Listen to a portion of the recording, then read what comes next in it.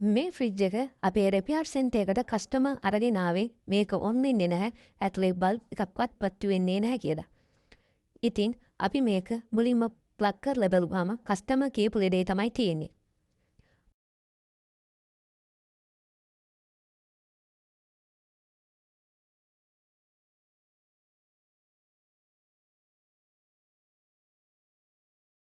මුලින්ම මේකේ circuit board එක චෙක් කරලා බලුවාම පවර් බෝඩ් එකෙන් DC අවුට්පුට් කරන්නේ නැහැ. ඊට පස්සේ අපි බෝඩ් එක සම්පූර්ණයෙන්ම චෙක් කරලා ඒක ෆුල් රිපෙයාර් එකක් කරලා නැවත ෆ්‍රිජ් එකට ඒක සම්බන්ධ කරලා ෆ්‍රිජ් එක ඔන් කරා. දැන් ෆ්‍රිජ් එක තිබුණ වගේම වැඩ. අපිට දින 4ක වගේ කාලයක් තුල නැවත කස්ටමර් වෙත මේ ෆ්‍රිජ් එක බාර දෙන්න පුළුවන් වුණා.